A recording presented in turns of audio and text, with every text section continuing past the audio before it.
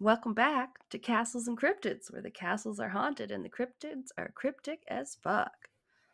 And the hosts are still Canadian and don't have as many colds, hopefully. Yeah, Maybe by the time this comes out, you'll be feeling really good. I can only hope. Today, as of recording this, is the first day I started feeling sick 3 weeks ago. So, Oh, it's the 3 week yeah, anniversary. I gotcha. yeah, Wednesday. Yeah. That was a real hanger on then. Yeah. Yeah, it Yeah. was a good thing we recorded that day because I was like, yeah, my throat's kind of sore, and we're like, well, we can record tomorrow. You were telling me, and then it was like, ah, no, it'll be okay. We'll record today, and then it was like literally the next day. I think I texted you, was like, holy fuck, like I'm dying. After the Patreon one. Yeah, Yes. Yeah, exactly. Yeah, because we it was like a we were good at the thing point where we had to record a couple and it was like, oh yeah, yeah. yeah, it was a good thing You never I know. pushed that day because we didn't record for Yes. 2 weeks after that. Hey, you gotta keep in high demand. Yeah, I don't know. It's all a ploy to make you guys miss us a little bit more. No. right. I asked my brother. Well, when my texts started working again because my Oh stupid yeah, phone and my stupid network were conspiring against me, and none of my texts were going through, and messaged you like on a Friday, and then I was like, I don't think my yeah, texts are working, and you're like, oh, so like, yeah, because you didn't get mine on Wednesday or something, and I was like, no, I did not. I don't remember talking to yeah. you since Monday. Like, I'm like, I definitely wouldn't normally ignore you for 2 days, but you never know what's going on. So Right. it was so weird. Anyway, it's 2022. It's fine. We're used to this shit by now. Yeah. Ugh. Also, if last week's audio sounded weird, I was really loud and had to turn my audio down a bit. I don't know why. Yeah. We So hope hopefully it was this is fixed good. in post production by Alana. Yes, I will let Kelsey listen to it just as soon as I'm finished editing it. I think it'll be okay. Yeah. But welcome back to the shit show. Yeah. Hopefully you aren't sick, and if you are, we'll Yeah. keep hanging in there together. That motivational poster of a cat hanging off a tree. Hang in there. Is that what? Yeah. It's We're a big always what I fan of. think of. Yes. We like the demotivational posters in my house. We always get a Yeah. demotivational calendar. Yeah. I don't what does it say this month?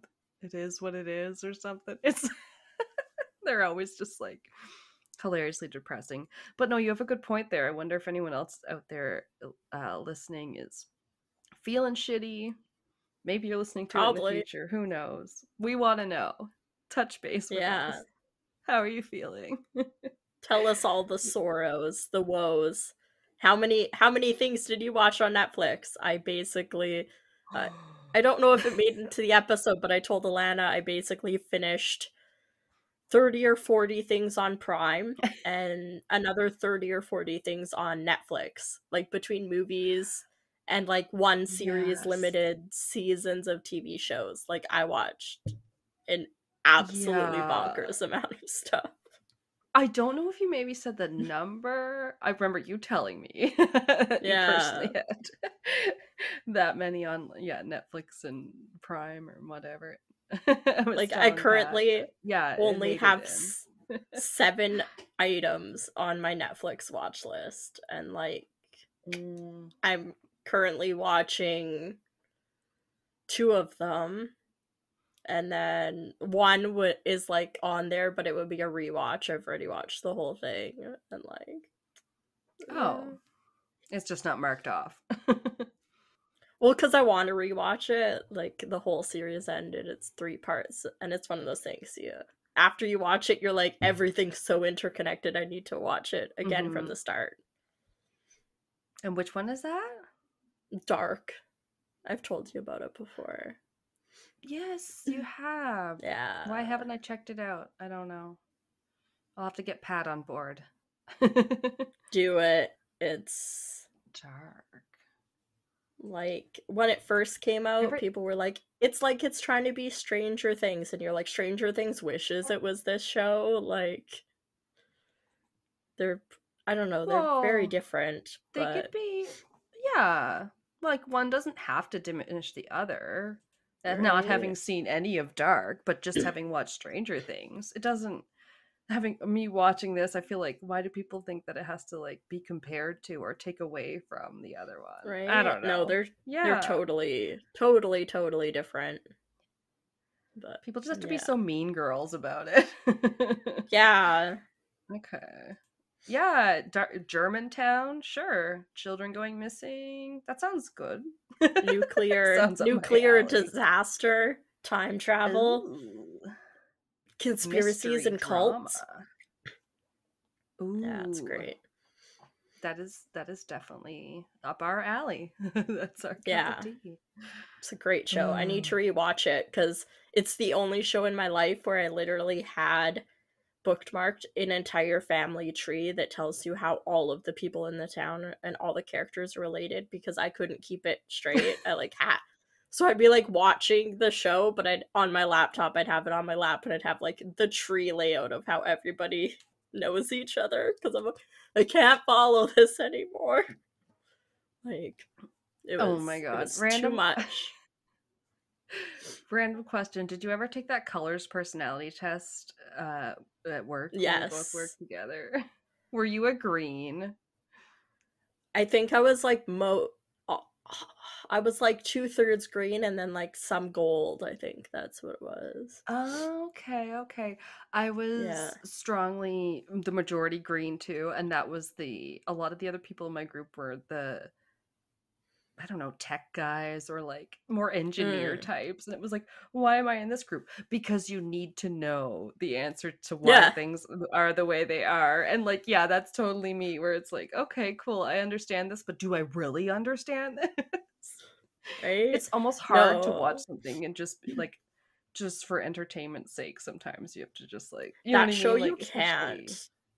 It's sounds not a complicated. show. Yeah, it's not a show you like have on in the background at all ever. Like, yeah, Says basically she goes who's always through. watching split screen horror movies and Yes. whatever you're doing while you're getting ready for work. Yeah. No. a hundred I know what you percent. mean though. Yeah, you But gotta pay no, like, attention. because in that show, each character when they start going through the different like time travel-y things, each character, like I think it's supposed to take place in 2020 or 2022. um Oh. so but they were filming it in 2017, so it was like this big Oh thing my when like god. 2022 started. They're like, oh, did Dark like predict like fucking the world ending basically in Okay, that's 2017? But sort of fringy. Go yeah. forward. But Yeah. like in 2022, when the show like takes place, the like original timeline, um, so you have those characters. So like it's that generation. They have parents, they have grandparents, and then the next timeline is the kids from 2022, their parents. So their parents are now like Oh, teenagers okay. and their grandparents are like the 50s and 60s. So you have like each, and then when it goes back again, now you have the grandparents are the teenagers and they have parents. So like the grandparents in 2022 are basically played by three different actors because they have them playing them in 2022, then they have them as they're in their age in the 50s, like 33 years Mm-hmm. earlier, and then you have them as like 8-year olds or whatever, like 33 years before that. So it's like like all the older characters and like even the adult characters are played by 2 or 3 actors, every single one of them. So it's like hard to keep track because they don't always use their Okay. names in like a scene talking to each other. So you basically have to be like, oh, that's the girl with red hair. Like she's this person in Right. all these timelines. And you're like, she's Oh married my to this god. person. And Yeah, yeah. yeah. No, that's what I would have to do. Yeah, that I think you did tell me about that. I Yeah. remember thinking that sounds a little bit overwhelming, but But they just do a because it good can be hard job. to follow. Yeah. Oh yeah, they do a good job. Like the one guy, he like got injured, so like he's missing his ear, and it's basically like a hole in the like scar tissue. So like in Okay. 2022, he's I think like in his 50s. So when it goes back and everything, and he's like a kid, he has like the same like scar tissue and missing his ear, so you know it's him. And then like the girl with red hair, and then, like this person has a birthmark on their Oh. face, so you always know it's them, kind of thing. But That's good. That's good. Sometimes I need that because I'm like, I don't want to yeah. lose the plot just because I'm like, is that her? It doesn't really look like her because obviously they're different actors. Oh no, they do a And really good job. You see like side by side, and you're like, no, that legit could be like everybody's like kids. Like they do. that's It's one of the good. best like That parent, helps. like even grandparent, parent, kid like casting they did, and like for each of the Yeah. three and everything. It's one of the 'Cause best. Like people talk about, it's the best they've seen. Like yeah, really that's good job for good. that. Yeah. I thought they did a good job of that on a few characters on the new Game of Thrones prequel, where that was like, oh, okay, like Hmm. Yeah. the older version I thought was like a really good casting. Pat, not so much. He thought some of them, oh, Mm. those younger Targaryen princes should have been swapped or whatever. And I thought, they didn't show them long enough at the different ages for me to understand which one was which one. And That's fair. Yeah, anyway, sometimes they don't. yeah, I think that was just a problem with that show though. And I read the book version of that part, so I thought, I don't know. It's just confusing because they're all goddamn blondes. The Right? Yeah. Targaryens. I still And haven't watched that one, but yeah. well, fair enough. I mean, it's off now, so you'll have time to catch up if you want to.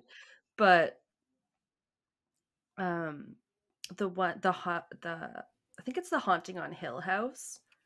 Yeah. And yeah, because they show the younger versions of the kids in that one, right? Like the Yeah. three or four siblings. And then anyway, there's the younger version of the dad and there's an older version of the dad.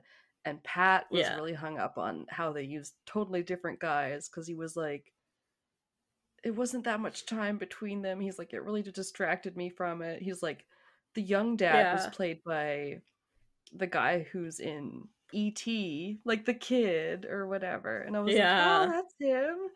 But then, yeah, he was like totally, he hated that. He just thought, oh, they couldn't just use the same actor and like aged him up or whatever. And I was like, I don't know. But yeah, I That's get it. It can be fair confusing. cuz I mean it is only 20 years, and once you've kind of hit the adult stage until you're like Yeah. far into senior, like your face doesn't change that much anymore. Like not No, no. structurally or anything. So, Yeah, you might lose some fat, gain, you like, yeah, it yeah. might appear different in that way, or like wrinkle, like not even wrinkles, but like, yeah, you can tell someone's like matured a bit, lose some baby fat, and maybe more angular. But yeah, it's like totally different person. Yeah. Yeah. Anyway. Tangents. Yeah. Well, I might have a fun fact if you want that Ooh, before we start yes. the stories. Because it's the oceans episode. Mhm. Oh, oh, Ocean's it's on my 7-Eleven. No. Oh my god, don't get us started on that tangent. we That's we've the already done that tangent like so many times. yeah, that's Logan Lucky. That's a good one. Okay, I found Yeah. my I love it so much. um so the fun fact has to do with the ocean because this is our ocean centric episode. Ooh. Yay. It's terrifying. We know it. Um Yeah. But basically, recently, not just on Earth here we're talking about, but scientists have discovered evidence of an ancient ocean on Mars. So that's Oh, cool. on Yeah. Mars. Yeah, which is cool because previously we basically had little to no evidence of water on Mars. I was gonna ask, I don't remember hearing about liquid on Mars. No, it's something we've been looking for because it would indicate that there's possibly been life there, but we haven't Yeah. really found it. Yeah, basically, from what I know, we've found little to no evidence. So any kind of that's why it's so exciting when they do find any little evidence or whatever. Um, and I don't know, just keep up on my Twitter news. So this was basically from AP News, you know, that generic news reporting Yeah. thing. But hey, my initials are AP, so I can totally pretend I wrote it. Your news. It said, quote, using topography data, researchers have found clear evidence of a 3.5 billion year old shoreline around 900 meters thick, which covered thousands of square kilometers. She thick. Wow. Yeah. Yeah. Which is cool because, quote, the findings point to a higher potential for life on Mars than previously thought. On Earth, we chart the history of the waterways by looking at sediment that is deposited over time. So that's what they did on Mars. Using software developed by the United States Geological Survey to map data from NASA's Mars Orbiter Laser Altimeter. Big words. NASA. Wait, there's not an acronym for that one. It's the MOLA, the MOLA. The mola. Holy mola. The holy mola. And they just call this they've named this former ocean area, and it's located in the north of the planet, and it's now known as the Aeolus Dorsa. Oh. Because Aeolus kind of sounds like, I don't know, areola? I don't know. That's what I thought. Exactly. When do we ever see A and E together? Except for in like Greek Yeah. words. Aeroplane. When it's spelled like Yeah, that and not airplane. No, but I thought that was kind of cool. So, Very fitting for our episode. yeah. 'Twas in the news. Yeah. To kick us off, Sorry. I have. Well, there are some pictures in the drive first that you can look at. Yeah, pictures. We love Aw. pictures. You haven't had pictures on the drive. Like just that Yeah, no. last time. Yeah, I didn't have anything, I guess. This Okay. is called the Yonaguni monument. Ooh. And it was on a lot of lists about like mysteries or things that they haven't quite figured out about the ocean. Ooh. So that's cool. I didn't even like Google anything like Mysteries of the Ocean, to be honest. Oh, okay. So Yeah. you might not have heard of this then. I Which don't would be think cool. so. It's quite popular. It's on a lot of the lists. So some people might know about it. People that Google Mysteries of the Ocean all the Yeah. time. Which some of you're coming here because you like that obscure information. Right? But like seriously, who has time to read all this shit? Most of the time it's like you could look it up, but who's going to? We'll just tell you about it. Right? Yeah. Yeah, so this kind of like unique monument, there's kind of debate on whether or not it was possibly man-made or naturally built. I kind of lean towards man-made just because of there's like some details in it we'll get into. I did take a lot of the pictures from there was like free dives that people have done on YouTube. Oh my god. Sorry, cool. Gordo just kicked my laptop screen with his foot and it activated the touch screen with his toe. Oh. It started doing stuff. It was like his toe was doing stuff. Yeah, with a foot, and then it started doing stuff on the screen with his toe. Oh my But god, Pat loves showing me that his little Chromebook has a touch screen. I'm like, yeah, I see it. But that's funny because my dog just started doing antics outside of the room. So if you heard any carpet scraping, that was Fenrir. yeah. Too funny. Um yeah, so it kind of almost looks like one part of it. There's a few diagrams I put on the drive, but and like Okay. 3D models. There's like some pools that kind of look like they were carved in. Um and then it's all very like angular, it's flat surfaces. It looks like there's stairs and things like that, maybe some steps. There's different levels to it, where kind of everything else around it is kind of uh like flat, but like a like natural flat, where it's kind of like rounded edges. There's loose rocks and things like that. This is like next to no loose rocks on it. It's very like almost 90-degree edges that are like eroded a little and Mm-hmm. things like that. Yeah. It's like the top surface is flat, but other than that, it's a complete it looks like an Yeah, underground complex. Like a basically. building. You know, like Yeah, yeah, with a few like roughly hewn. Not like yeah, yeah, exactly. Not like a complete box concrete structure, but no, it's like you can definitely tell that that's on purpose because yeah, that's the way yeah. I lean. It's located off the coast of Ryukyu Islands in Japan. And Okay. it's this massive underwater kind of rock formation that's believed to be thousands of years old. And uh, it's sometimes referred to as actually Thousand. Japan's Atlantis, which is kind of cool. They believe That's it might be this sunk cool. kind of like city.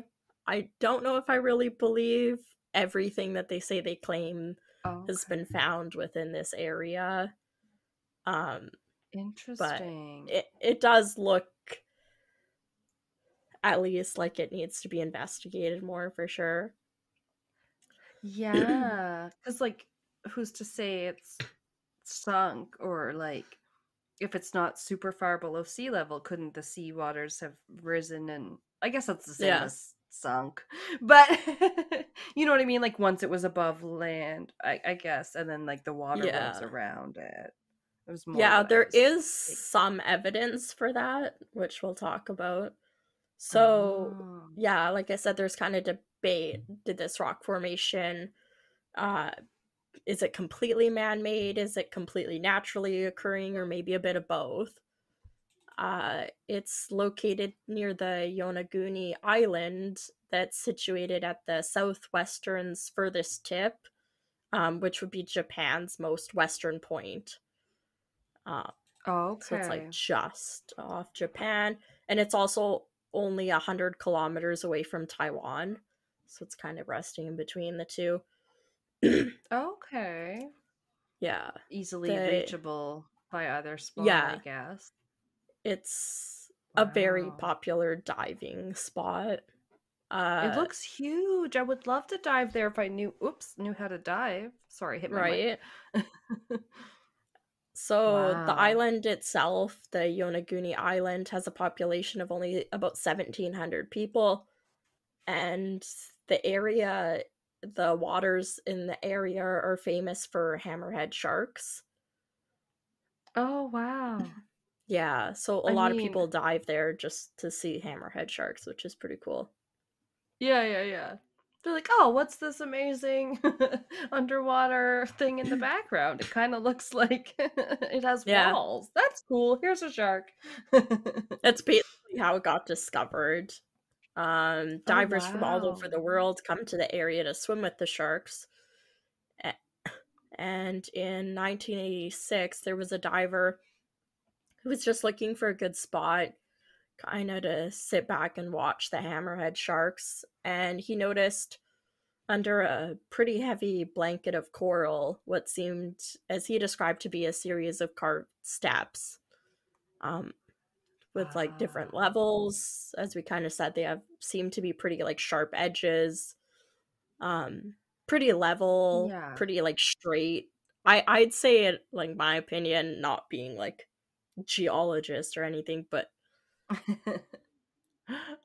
um it seems weird that, like, looking at the diagrams at least, that this would be like something natural that would like be pushed up, um Yeah, they say you or don't anything see like that. natural, like, squares, cubes, 90-degree angles, Yeah, like, you don't usually see steps naturally formed yeah, into things at all. right, I mean, mountains just be mountains. They don't give you these yeah, handy little stairs to get up them. That's yeah. crazy. So yeah, underneath the coral, he started taking pictures, was kind of circling the formation a bunch of times, and and then eventually returned to the surface where he looked at the pictures more closely. Those are crazy.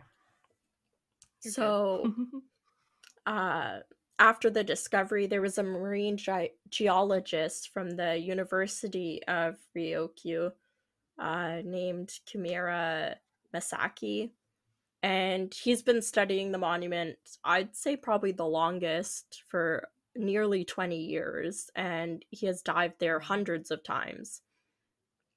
Oh, So he's, wow. yeah, he's one of the forefront people, I guess, trying to fi- figure out like how this came to be, I guess, but he does lean on the side that it is man-made. Oh, yeah. It looks like it. And I'm not Yeah, the forefront expert as he could probably claim to right. be. Um, so part of the monument is 50 meters long and about 20 meters wide. And it sits like a Wow. rectangular stacked kind of pyramid, composed of sandstone and mudstone that they have been able to take samples of and date back about 20 million years. So at least that's when the stone is Holy. from. Wow. Okay, There's that's like old. narrow passageways that you can kind of swim through, and described as arch entrances that can be seen in the formations nearby. Yeah. That's pretty crazy. You can see like The diagrams yeah, are what probably looks the like easiest thing to look at. the what? The diagrams, I'd say, show the easiest. Mhm. The pictures are a little hard because sometimes the water is kind of murky.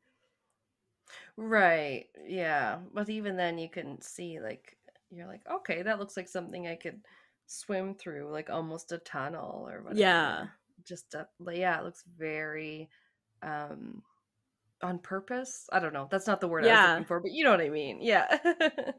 Yeah. So the area itself, the whole, like, what's considered, I guess, the monument or the site, spans about 984 feet by 492 feet, or about 300 meters by 150 meters. Wow. Yeah, it's pretty big. Oh Um, yeah. and Kimura has identified what he believes to be 10 separate structures, along with a five that are fairly nearby. Um, this consists of the ruins of Oh. what he says. I don't really believe this too much. He says there's ruins of a castle. There's what he Oh. describes as a triumphal arch. There, he says there's Okay. five temples and at least one large stadium, all connected by roads and water channels, Interesting. uh, Okay. I protected guess it'd by be what hard to he, know. Sorry. yeah. He says this is all protected by what he believes to be a really large retaining wall. Wow. I um, mean, yeah, I guess you'd have to go down there and see it, but like if it is, that's huge. oh Like that yeah. must be a huge area it covers then. I didn't realize it was that many structures.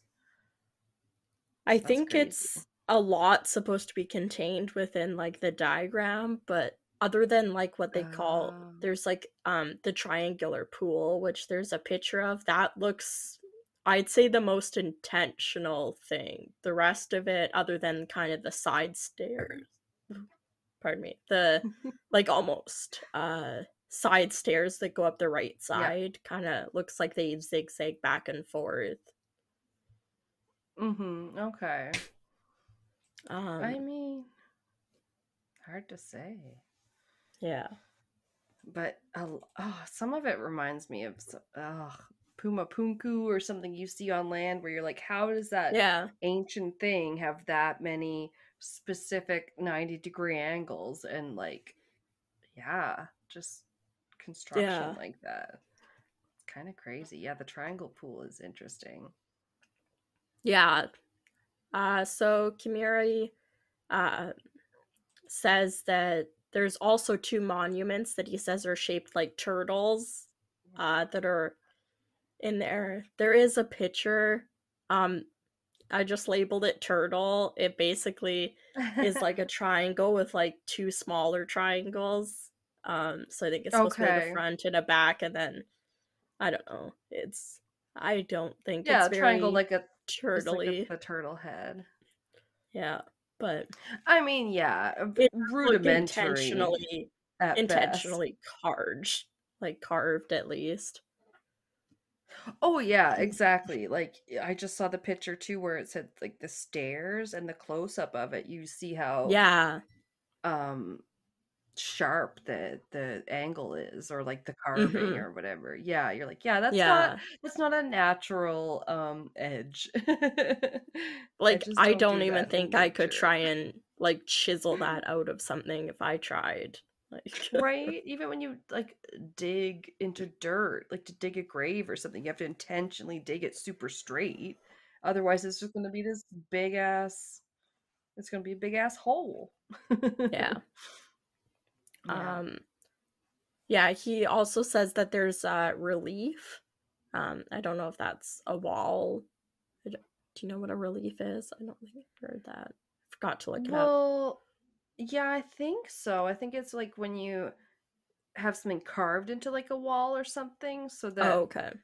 like there's negative space and then the Mm. carving kind of Oh, okay. forming the Yeah, yeah, it's carved into a he's flat surface.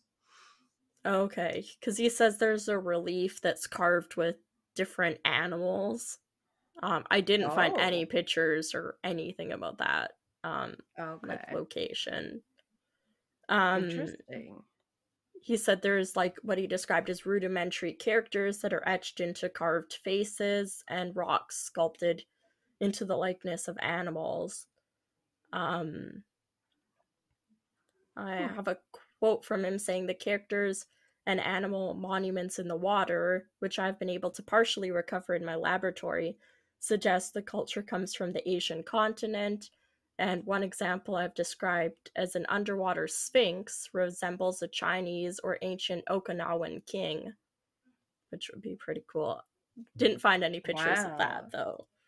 Okay. You're like, all right, guy. You're talking Yeah. a lot, but where are the receipts to prove it?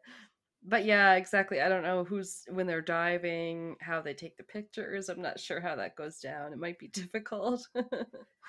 Most of the pictures I got, it looked like people were using like GoPros, and things, Mm.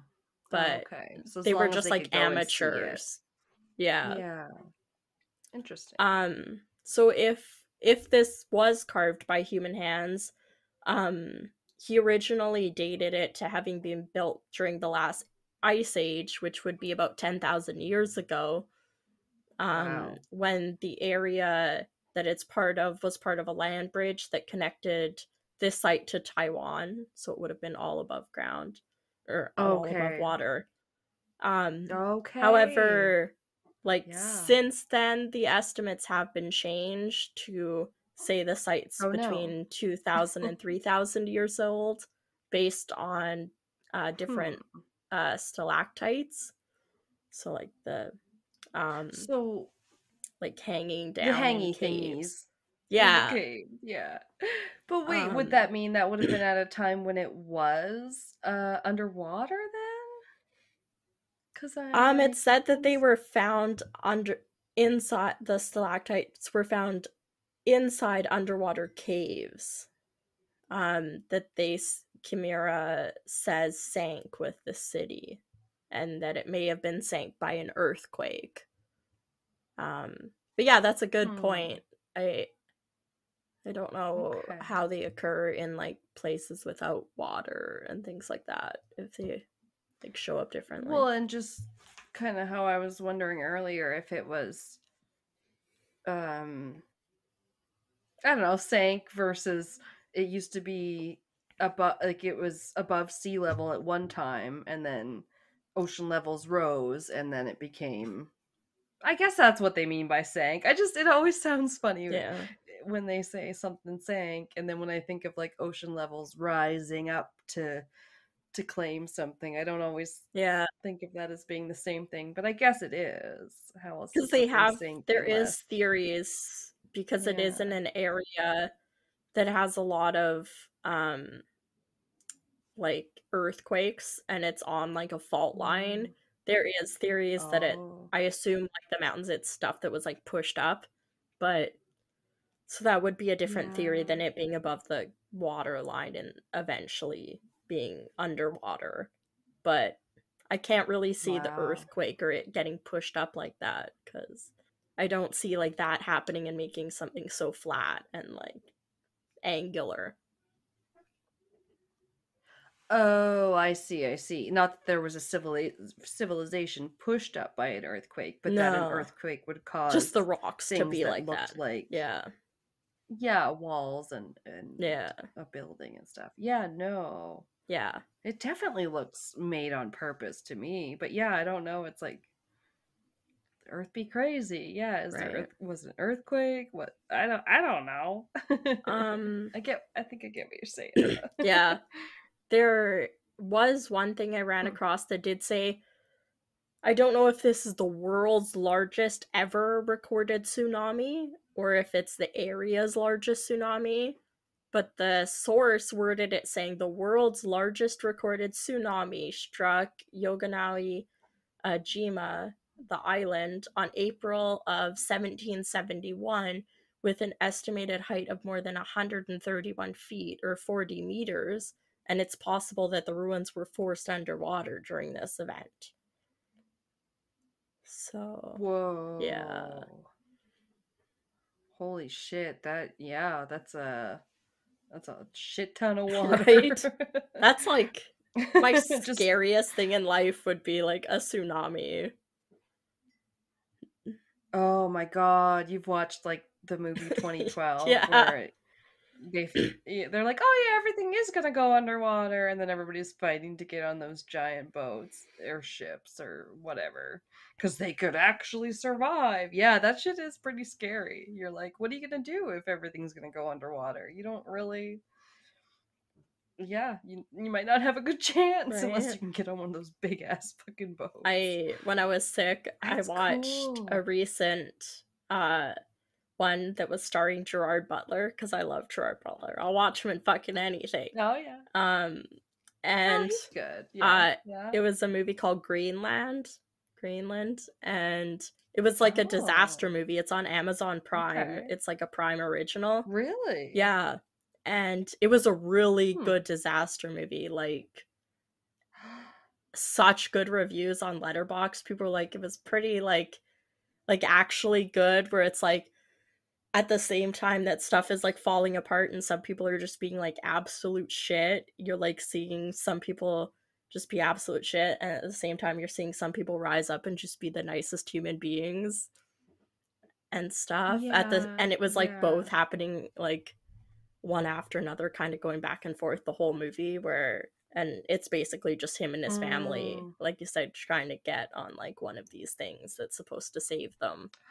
And it's like crazy. It was like 2 hours long. But sounds pretty realistic. It was really, really good. I would watch that. Yeah, I really liked those kind of movies. Right? Yeah, it was that morbid fascination. It was one of the best like disaster movies like seen. Yeah. Yeah, people online said it was really good. So I was like, I'm gonna watch it. Gerard Butler, go. Yeah. Well, I did end up watching Don't Look Up, by myself Okay. because Pat wasn't interested. And I was like, oh, this seems interesting. It kind of looked funny, Yeah. but it kind of was funny slash sort of a realistic take Right? on Yeah. what does happen when people think either we're like, oh, we hear another meteor is going to hit the earth, or Yeah. we're like, oh no, another disaster, and then the way some people just kind of ignore it or Yeah. go about their lives. And I really yeah, liked it's that one interesting. too. Yeah. It was like you said, it was Yeah. kind of funny, but kind of like, oh shit, like, oh, this is happening though. This is too realistic. Like, yeah. Yeah. You could see yourself in seeing that happen more than, I don't know, like 2012 and San Andreas. They're all good and stuff, but like, yeah, you don't always get, Yeah. I don't know, I guess all the perspectives. The only movie Yeah. to give us Meryl Streep as a president, and they didn't make her awesome. They made her a piece of shit. And it was like, no, Meryl Streep. Oh, was that wait, in 2012 you mean? Or No, which and one Don't was? Look Up. Oh no, Yeah. Don't Look Up. That's right. Yeah. Yeah, she's such a badass. She's so Yeah, that's funny. probably why she could play somebody that you don't like. Yeah. Oh. Yeah, so the Chimera is convinced that this formation or monument was carved by humans thousands of years ago when the formation, as we said, would have been above water. He says this is due to the many right angles, strategically placed holes, and then aesthetic triangles that are found. I think that's basically talking about that triangle pool. It does look like it kind of has Yeah. like it's like a really wide triangle, and then there's like a kind of smaller one and another smaller one and another smaller one, so it looks like steps. Right. There was a good video of one of the divers that was like going, and they actually kind of like sat like on one of the things as if it would have been like a pool filled with water, and it looked like it was at like good spots where you would have sat at different depths. So Yeah, it was like a hot tub yeah, built-in chair thing. yeah, exactly. Nice. Amazing. Yeah, he also says what he claims are carvings that resemble the Keda script. We'll kind of get into it. I didn't find any pictures about this. Okay. But within the structure, he said he identified what he firmly believes as evidence of the lost continent of Mu, or Mu, which is the Japanese Whoa. equivalent of Atlantis. Oh wow, okay. So it is I like didn't a know there was lost an continent. actual name. Yeah. So like it's different, but it's similar. So But it's a totally different that's spot. like a lost continent that like it's documented on maps and stuff, and it did sink. They just don't know exactly where it sunk because nobody's ever found it. So there's Oh my theories. god. There's theories that this is it. Yeah. Wow. That is so cool. I used to love to watch, there's a show on called like When You Drain the Oceans or something, Oh. and it like shows, yeah, it shows all this underwater stuff, like this is what it looks like down here, because there's an underwater thing that sunk here, or here's a whole like city that went down, and if you drain the oceans you would see all this here. And Wow. oh, it's fascinating. That's pretty cool. Yeah, this is what this reminds me of. Yeah. There's several documentaries that have been released about the monument. Just each one kind of summarizing or representing normally only one side of the story. And this has caused a lot of debate about the origins of the unique formations. So there was like a lot of stuff online being like, oh yeah, this documentary only basically talks and like really pushes hard like one way, and then this one really pushes hard this way. There's no kind of like both sides. Yeah. And then there's also some, you're doing an unbiased account right now. I tried to, like because to say. I didn't know, like I kind of went back and forth like so many times, even looking at pictures and videos being like, but it was, yeah, it's hard to write in an unbiased way, not let your own opinions come through. Yeah. It is. Yeah. However, there were some websites that posted what I describe as a very, very famous picture, which I actually didn't run across on any of the sites I looked at. But it's actually a Oh. fake picture that's associated with the site. It's not like part of the site at all. Um, like it is obviously a picture, but it's not something that's Oh. part of this site. Um, but it gets Really? used on a lot of websites, the one article was saying. Uh, this picture says that it shows 3 divers swimming over a ginormous stone head that was carved with like a big feathered crown. Um, I didn't run across this picture, so I Hmm. don't have it for reference, but this image Okay. um, is fake or at least not associated with this site, and it doesn't match from the pictures, like the specific type of stone that can be found at the site. Like it doesn't match. Right. Yeah. So it doesn't make sense. It's fake news, is what that is. People will put stuff up online and Yeah. just say, oh, it has to do with this thing. And you're like, actually, fact checking shows that this is from 3 years earlier. Yeah.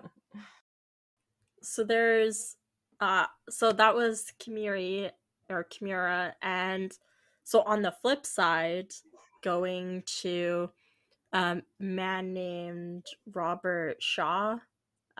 He's a professor at Boston University, and Okay. yeah, he is like kind of firmly believes that it's natural, but he is open to it being like man-made or kind of a combination, like we said. Um, one source said he worked on dating the Great Pyramid and the Sphinx in Egypt. I don't. But she wasn't interested. Just kidding. Sorry. I don't know. I don't know if he's old Yeah. enough. No. Dad jokes. The Sphinx was like, hell no! I ain't interested. Okay. Yeah, so I don't know if that's true or like when those were actually dated, but one of the sources said that. So it's like, They know oh, nothing. They don't know exactly when the pyramids or no. the Sphinx was made. We learned that episodes ago. Yeah. So Robert Shaw has also dived at the site multiple times. Ben Rare. Sorry. I can hear him, so I assumed you could. Yeah. Yeah, he's dived at the site multiple times. Not as many as Kimura, who's done it hundreds of times. And Okay. Shaw, he believes that the formation is basic geology, saying that the classic stratigraphy for Oh, sandstones. that's a new one. Yeah. For sandstones, which tend to break along plains and give these very straight edges, particularly in an area with lots of faults and tectonic activity. I mean, sure, but like just because slate and stuff breaks off easily into like, flat shards doesn't mean that things are going to break off into a whole complex. Right? I guess that's just how I feel. Like, yeah.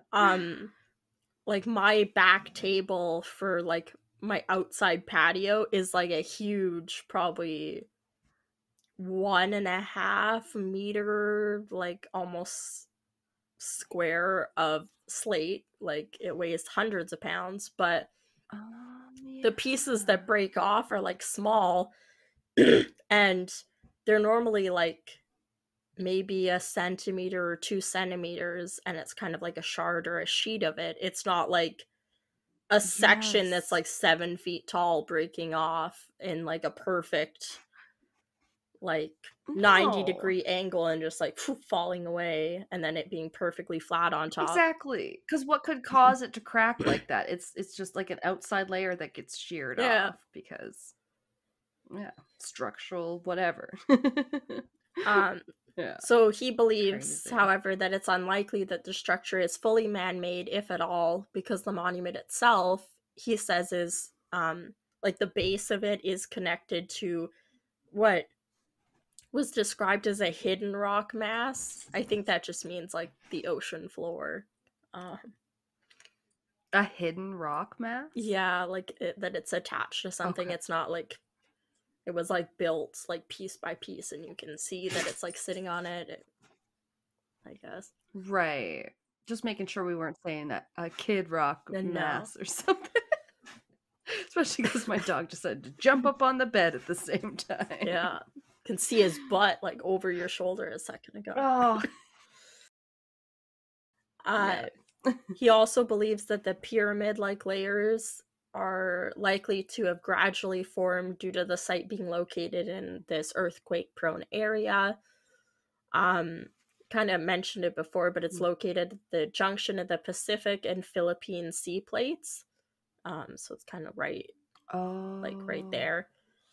Right. And this area or location is also home to what one source said was 10% of the world's active volcanoes. It's yeah, pretty active It seems area. like a lot for one area.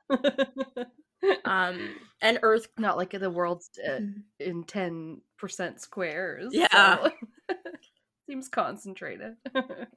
It also said that earthquakes happen very frequently in the area. Didn't say like how often, but it said they're very frequent. Okay. With the pillars and arch-like holes in the rock, he says these are caused over time by underwater eddies, which I didn't know what that was, but when I looked it up, it said it's basically like when the ocean has like a current and stuff. This is like smaller sections of current that maybe go in a different direction or things like that.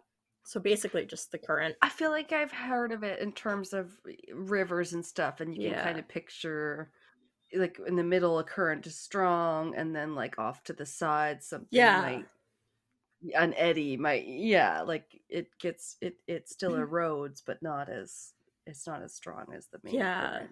So he says these are caused by like underwater eddies that are like scoring these depressions, saying the lines and right angles are not as symmetrical as is not as symmetrical in many places, and that pictures of the site tend to show the perfect view of the site. I mean, I kind of did the same thing when I was trying to take like almost all the pictures other than the models are screenshots I took of people free diving.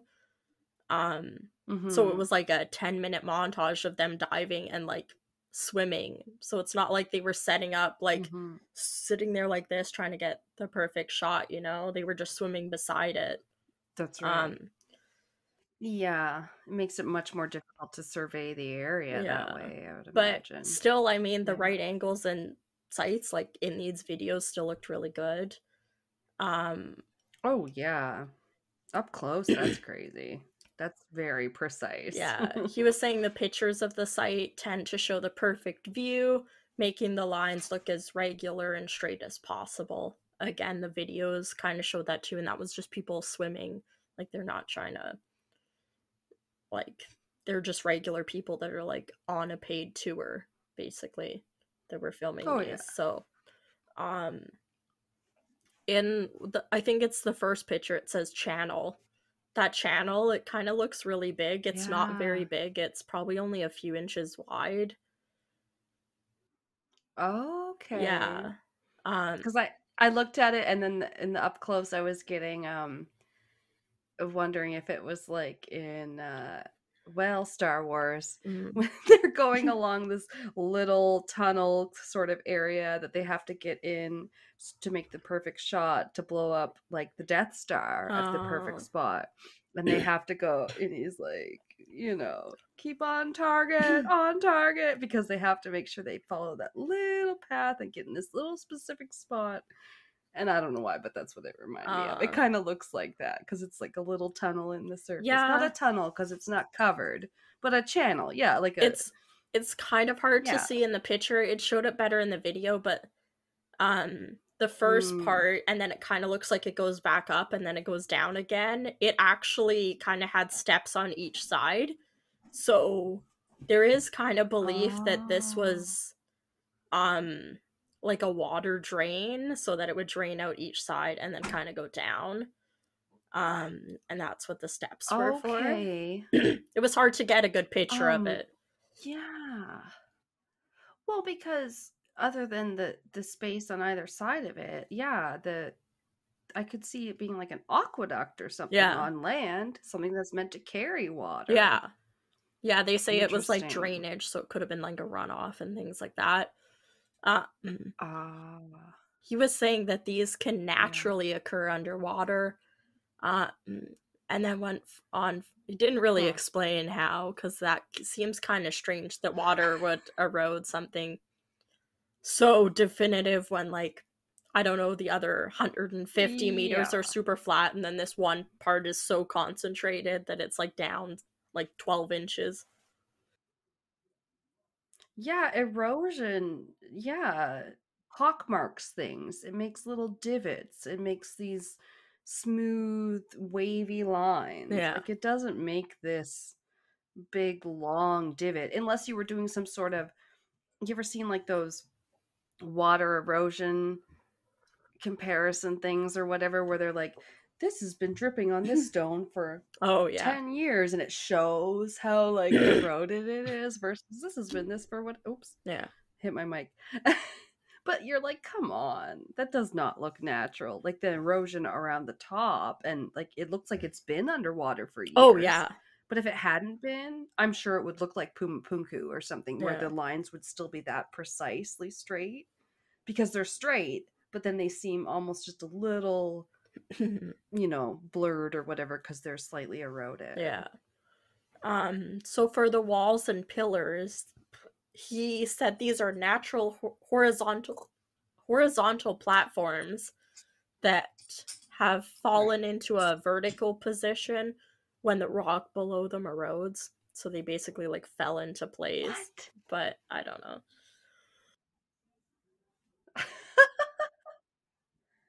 I don't understand this. I mean, I don't understand a lot of science, but I don't understand that explanation. Interesting. Another theory, which is kind of two different theories that don't have a lot of information, but one of them I kind of feel like is another pretty good possibility, was the first one being that the area may just be the remains of a since destroyed building. Like it was just like one building, and this was kind of just like part of it. It wasn't like this huge complex of like castles and stadiums and like stages and pools and all this stuff. That this is just like one building. And then the other one, which I kind of lean more towards, is that it was above water level, but it was just a quarry that was used for cutting like the sandstone and everything out, and that's why there's all these like right angle shapes taken out, or even the triangles being taken out. There's also a spot in like right beside the pool that's kind of like inside the pool that looks like a giant, like probably 1 foot like perfect circular like pillar was like driven down like meters and meters down, but it's like inside the pool. But it's like pretty like well done of like being a circular object, and it's like, why would that be like driven like so far into the stone, like out of nowhere? Unless it was a well when it was above water. Yeah, it was a well. Could have been. Interesting. So I kind of that seems, I don't know about that. I believe that could be like another possibility, that it was a quarry, and that's why we have all like these strange layers, or even the steps going up the side and everything were cut into it. I suppose if they were like, the steps look so particular to me, it's like if you were building steps to get down to mine more rock, I think I could get behind that. But for the whole thing to be just rocks taken out for random purposes, I feel like they make too many particular holes, So he goes on, as I kind of said, that possibly the choice between natural and human-made isn't simply an either-or, that we may find it is to be like both in the future. There's kind of a third person that I Mm. found in one source that kind of weighed in an opinion. He is in Toru Ochi, and he's an associate professor of seismology at Kobe University. And he supports Kimura's belief that the site is potentially man-made, saying that as being like in seismology, he's never seen tectonic activity that's had such a great effect on a landscape either above or below water. He also has dived there. He said he's touched the pyramid, and he says, quote, "What Professor Kimura says is not exaggerated at all, and it's easy to tell that those relics are not caused by earthquakes." Which we'll kind of get to, because they have found or claim to have found actual like artifacts there. Yeah. Oh. There is said to be like these Wow. hieroglyphic inscriptions that were on stone artifacts recovered by divers of the site. It's kind of up in the air. One thing said that they've been definitively decoded and interpreted as some sort of Paleo Sanskrit language, and that they were decoded by this linguistic and inscription expert Kay Shillman. And then a different source kind of talked about saying the rock inscriptions appear to belong to the Keda script, that was a writing system used in the area's islands before the introduction of the nation's education system in Japan. Yeah. Okay, so it's so they are saying that they found stuff that supposedly is like etched with like this language. But at the same time, they've said that they haven't found anything at the site other than like what's there. Yeah. Okay. Yeah. That there seems was a lot of that. contradictory. I haven't found anything significant except for this one thing. There are people that have dismissed what we kind of mentioned, these animal drawings and inscriptions, as scratches that can naturally occur in rocks underwater. I'd say for it to occur in a distinct enough pattern that somebody believes it's a translatable language and then translates it is very unlikely. Yeah. If that's Slim to true. none. Yeah. The possibility A of rock just like slowly Yeah, rolling with the what the tide, just like hell? writing a language. I'm sorry. Wait, that's you're asking me to believe something like she slipped, fell, landed on his Right? dick. No. Slipped on a banana Something peel. along those lines. I mean, I guess it could happen, but They did Oh, say dear. like, so all that talking about like there being this translated language that was translated by this guy. One source literally went on the next paragraph to be like, but more direct evidence of human involvement with the site has been harder to come by, saying that there's pottery, wood, don't last at the bottom of the ocean in water, but they are interested in further research on the relief at the site that's apparently painted and resembles a cow. Again, I couldn't find pictures of this, but apparently now it's painted and looks like a cow.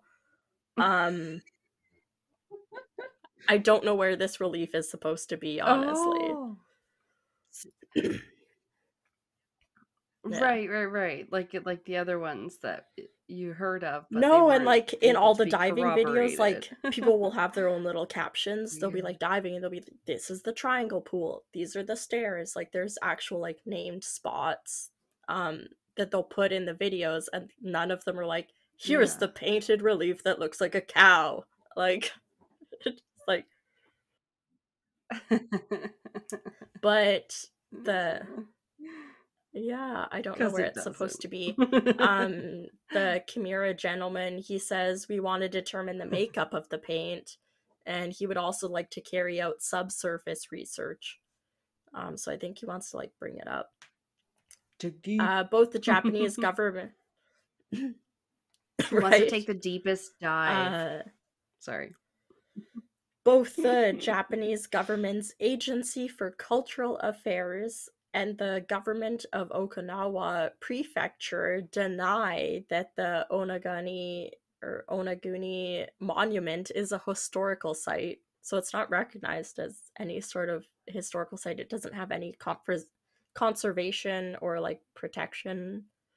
If you dive there, like there's operating like diving things.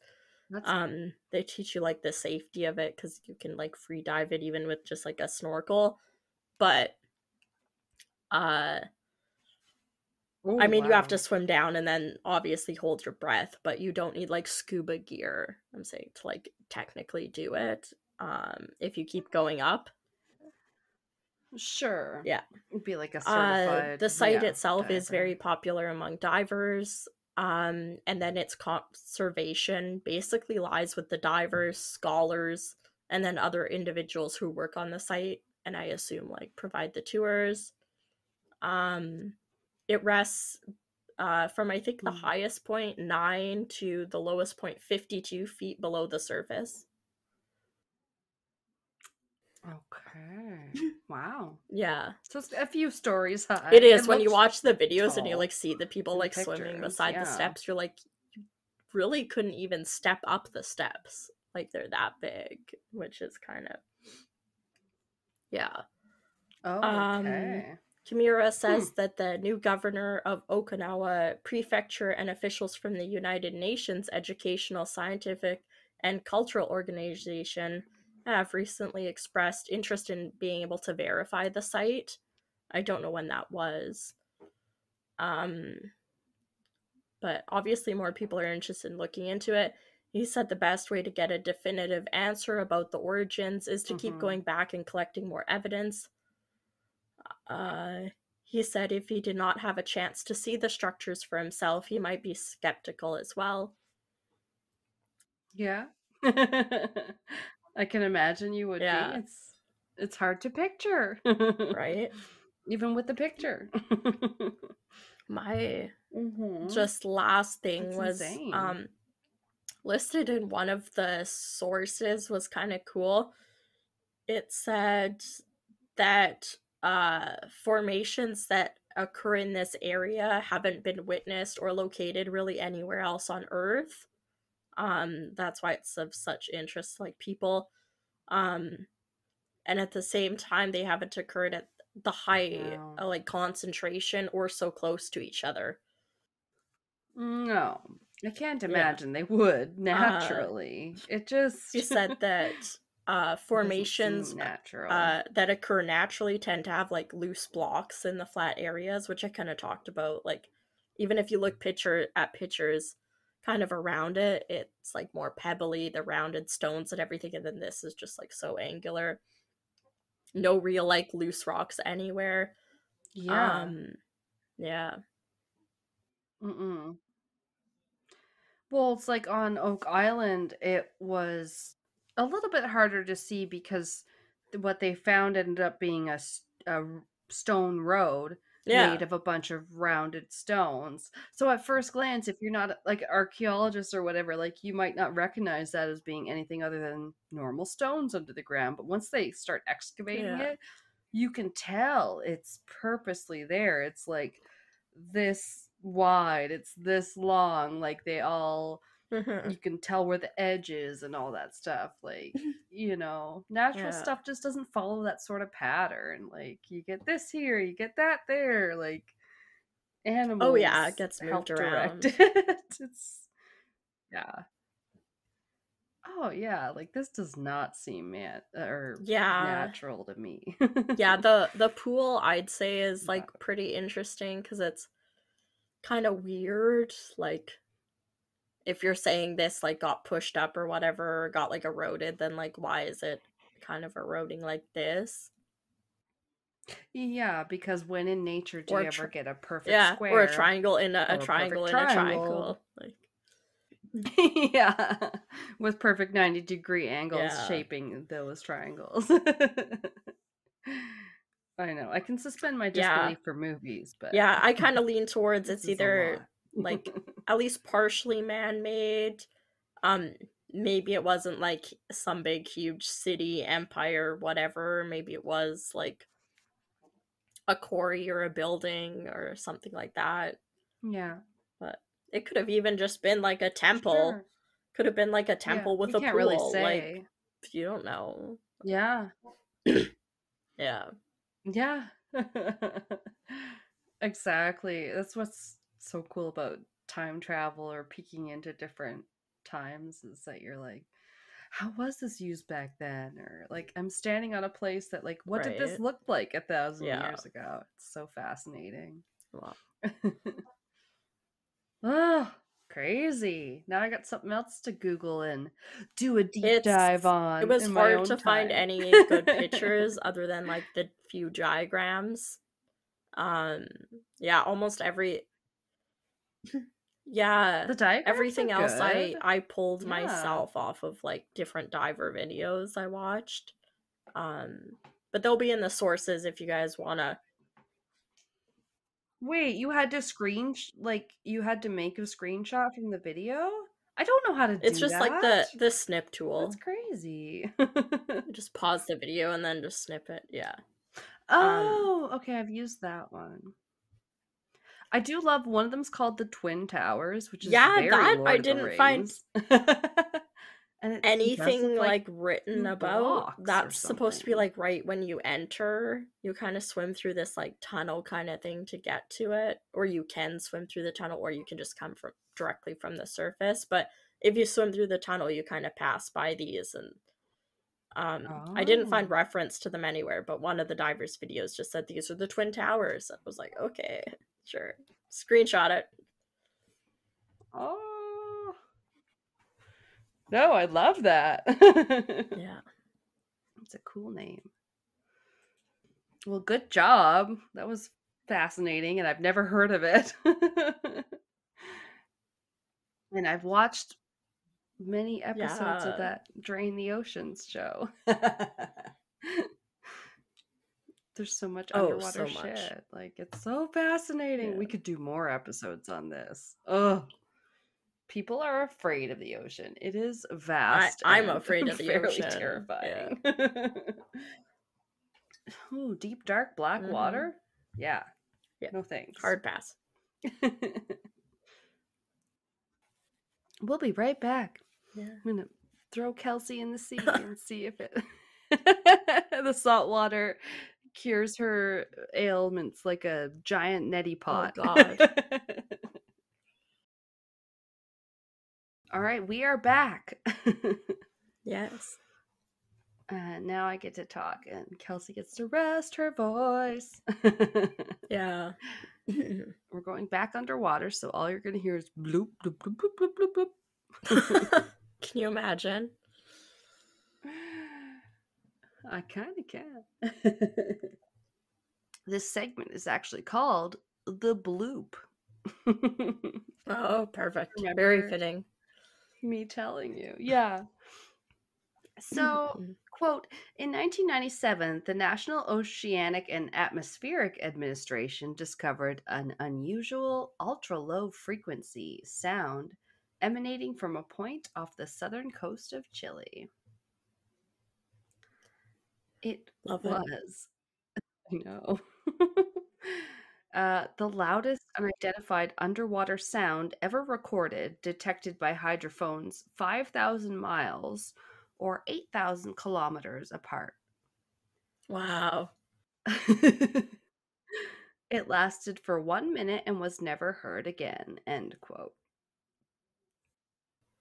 It became known as the bloop. It was a long, rising sound that has to be sped up 16 times so that our ears can perceive it. It sounds like this.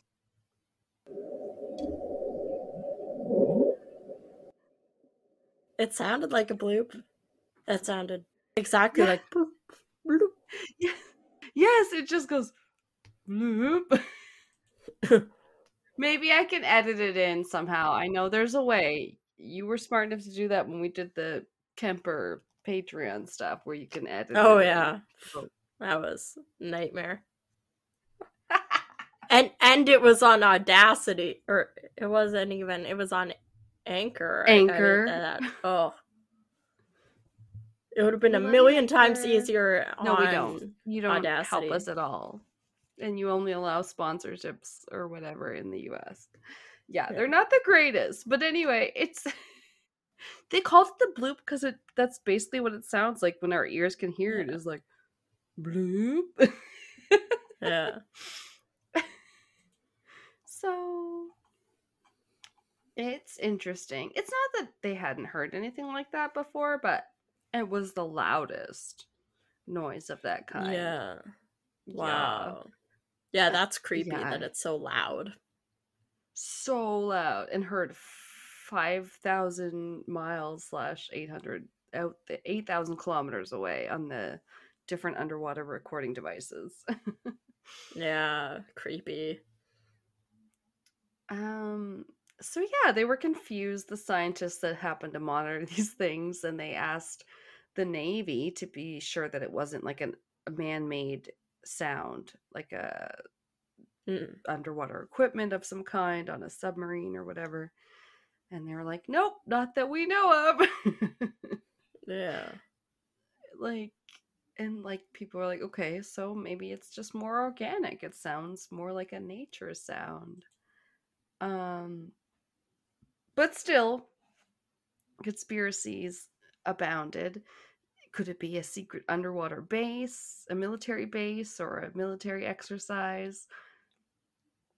I mean, I guess that's more the conspiracy-esque, but just could it have to do with fishing boats and their winches, or maybe some giant squids, whales, whatever? Like, there's lots of big creatures, yeah. But they were like, oh, it's so big and heard so far off, and they do usually know what blue whales sound like as well, so they could pretty much cross that off the list.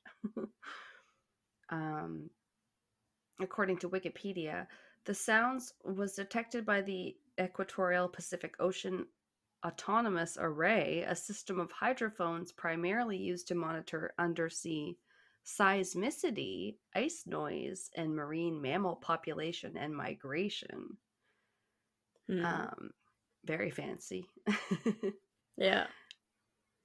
This system was designed and built by NOAA's Pacific Marine Environmental Laboratory to augment NOAA's use of the U.S. Navy Sound Surveillance System, SOSUS, which was originally designed to detect Soviet subs. So NOAA is the cute acronym because it's like the North. I have it further on: Oceanic, Acoustic, Atmospheric. It spells NOAA. So okay. Yeah, it's like the ocean, government body, and they shorten it to NOAA, which is kind of cute because like Noah's Ark. And also it said, quote, the sound rose in frequency over about 1 minute and was of sufficient amplitude to be heard on multiple sensors at a range of over 5,000 kilometers or 3,000 miles. Which I don't know. I did see a little bit of different miles, kilometers about how far away it was heard.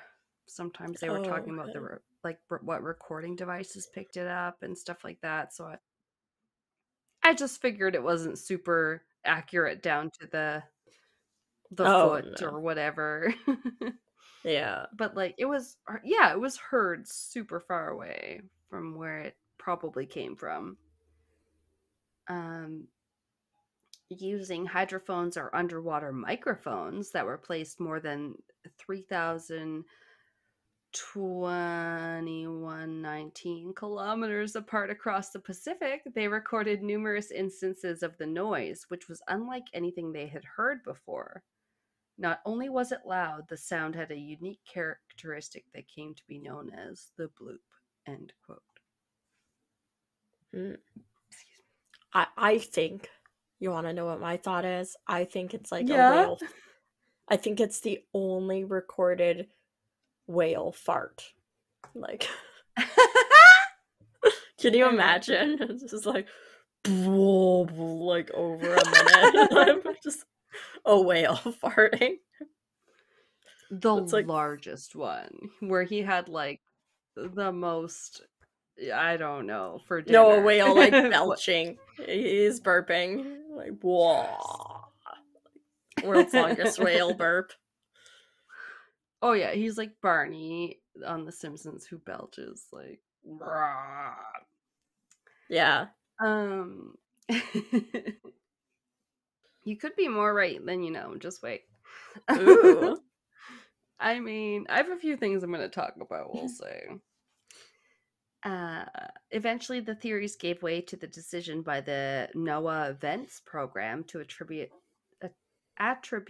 the sound to a large ice quake or cryoseism, I think is how you say it. They point to the numerous ice quakes that share similar spectrograms with the bloop, as well as the amplitude necessary to detect them despite ranges exceeding 5,000 kilometers. And I should have written down where this quote came from. Quote, the bloop was the sounds of an ice quake, an iceberg cracking and breaking away from an Antarctic glacier. With global warming, more and more ice quakes occur annually, breaking off glaciers, cracking off, and eventually melting into the ocean. So, they kind of do think that's what it could be. But it doesn't sound like a cracking sound at all. I know, and I'm not an expert, but it is very strange. And I don't know, there's a little bit to like back it up, but really not enough maybe to convince you. Yeah. I learned that during our ice calving, also known as glacier calving, when a mass of ice breaks off a glacier or iceberg, the sound can vary due to the source's own motion. I mean, so obviously it can sound different depending on how the iceberg or glacier breaks off, I Yeah. guess is what they're saying. Okay. And rubbing or ridging can also occur when two or more areas or glacial ice flows are forced together. Um, it kind of gives me earthquake vibes where like tectonic Yeah. plates are forced together. Yeah. This induces shear deformation at its edges and triggering horizontally polarized waves. End quote. I did not come up with that on my own.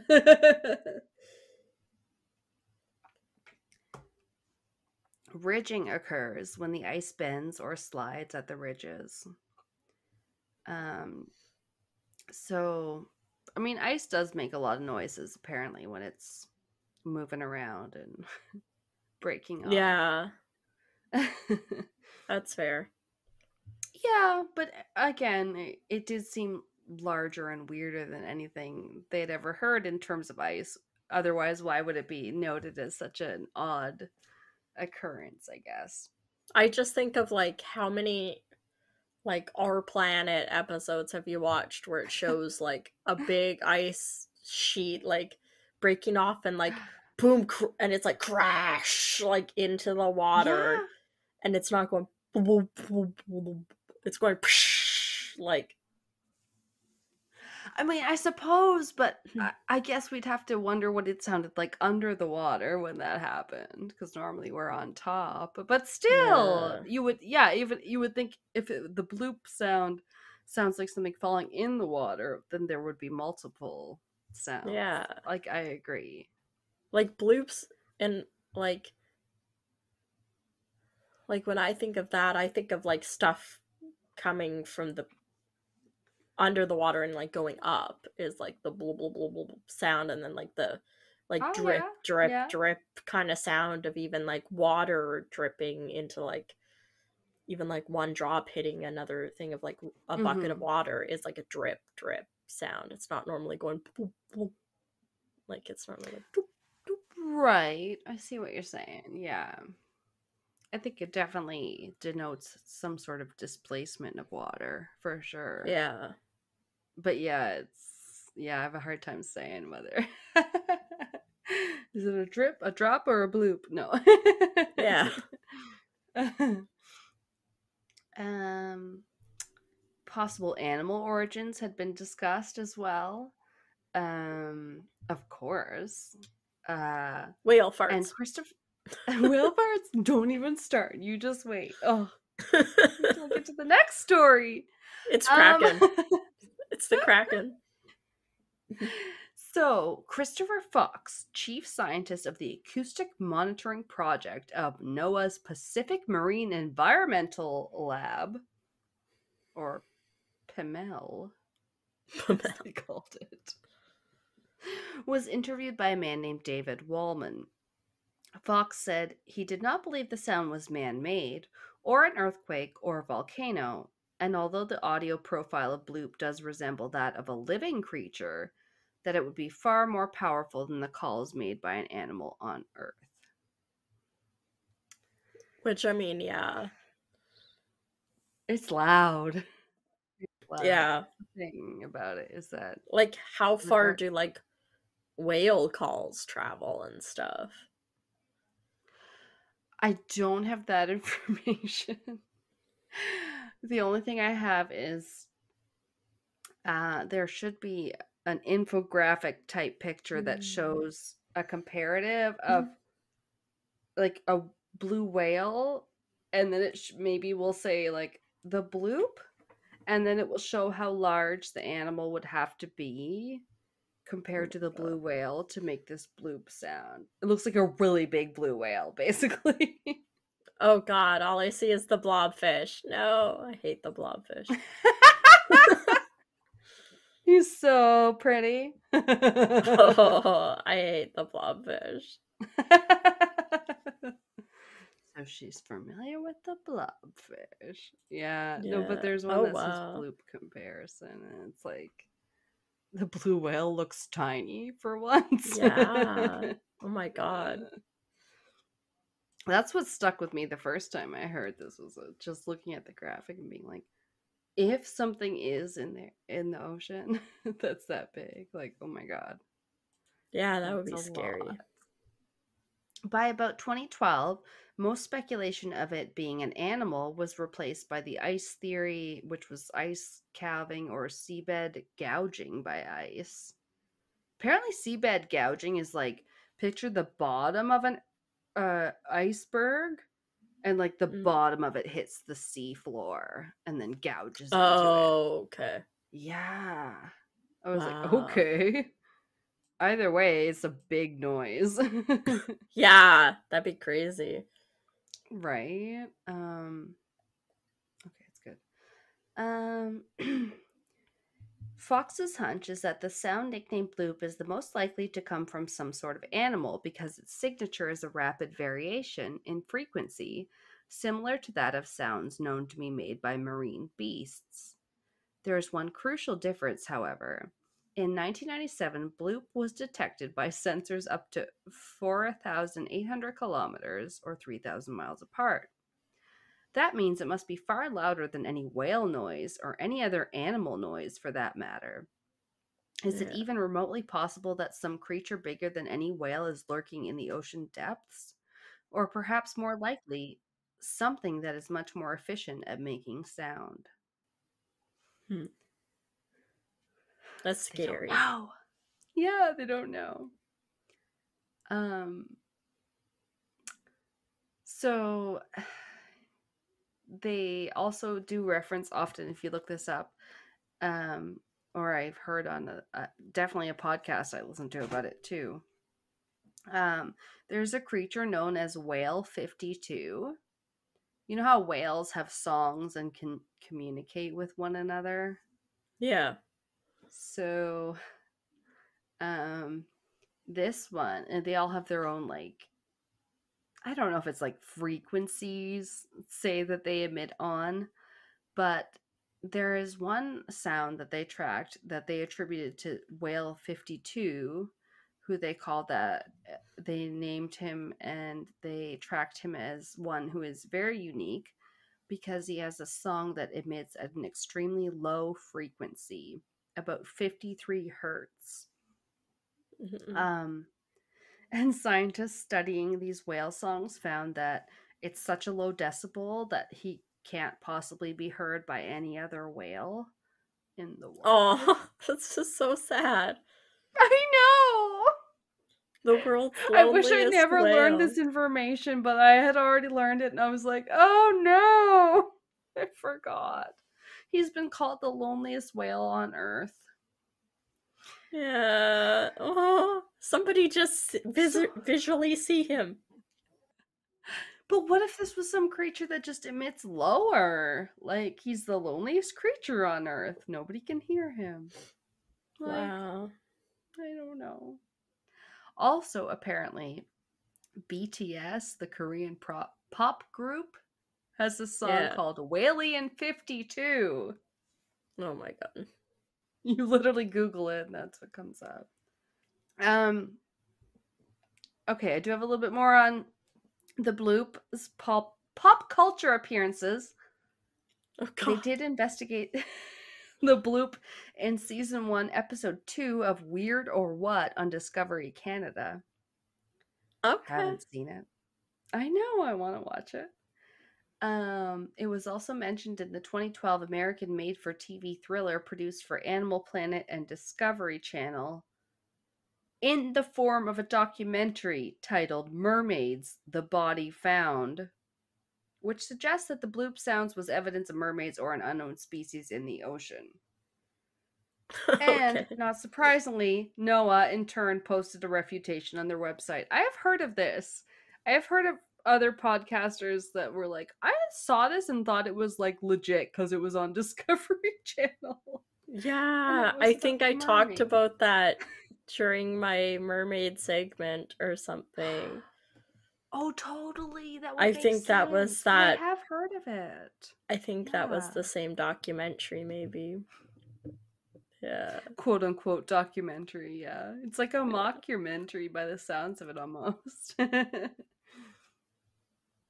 um, and just a little bit more on the bloop. There was a mention of it in the kids' TV animated series The Deep, season 1, episode 23, where they discovered that the sound of the bloop comes from the form of sentient coral.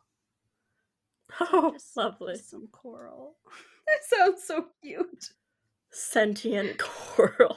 Sentient coral. Coral! What do you know about this? I don't know. Get off my back, man. I support millions of fish life. And the Big Bloop plays an important role in Jean Marie Blas de Robel's novel Island of Point Nemo. Okay. Very, very French sounding name. I don't know. I Yeah. haven't read it, but Point Nemo might come up again. Also, the comic book Atomic Robo had Robo investigate the source of the bloop for NOAA in a deep sea submersible. Haven't seen that. And No. in Steve Allen's The Loch, the source of the bloop is revealed to be a colony of giant carnivorous eels, one of which lives in Loch Ness. Ugh, gross. Don't like. It is gross, but also the eel thing came up with the Loch Ness research because I don't know, eels are kind of mysterious. They still like don't know how they reproduce exactly. And like I think some of them were found there that like they weren't quite sure how they survived there or something. Wow. So They're gross. I don't yeah. like them. No, but that is it on the bloop, and I just wanted to share that with you. That was my Wow. main thing. That's crazy. It's pretty weird. I have a couple more things. It's gonna make me laugh because you and your whale farts. Okay, so back to the Cold War era. from about 1947, 1991, when superpowers, the US and the USSR, were facing off in kind of an epic stare down, and they're building all their nuclear missiles, space racing, sort of, too. Yeah. I mean, obviously, man in the moon, whatever, but yeah, it's called the Cold War because, like, there wasn't any big battles, so to speak. But that sets the stage for this because during this time, the one thing I listened to the podcast was like, think of them like these big bullies in the playground with the USA and the USSR, and then like, guess who's in the middle? Poor little Sweden. Yeah. And they are in a interesting place, but so is Finland. But anyway, um maybe Finland's got used to having to actually share borders with Russia and they've just made their peace with it. But Sweden was kind of concerned about the Baltic Sea, the area of water between Russia, Finland, Sweden, and all that. Hmm. So they're like, what's going to go on? And then they were like, okay, well, it's probably fine until a Soviet submarine was rescued off the shores of Sweden, just a few kilometers from their main naval base or a naval base. So they went, oh shit, are they here already, like patrolling the seas in their little Russian submarines? And what should we do?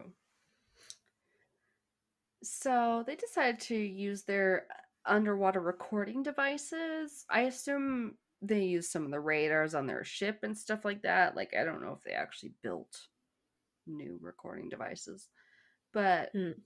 um, for weeks, months at a time, they recorded whatever sounds they could pick up underwater, and most were classified as typical ocean sounds. Typical ocean sounds. They don't know. They're military people. They're like, unless we heard the sound of like an underwater bomb, I don't know what they think they're gonna actually be able to tell is going on. Yeah. They would like hear a weird noise and then spend like a month trying to like track it down and then be like, okay, well, we couldn't find any Russian subs, so I guess Oh it's my not them. gosh. Jesus. I know. Come on, Sweden, you're so smart usually.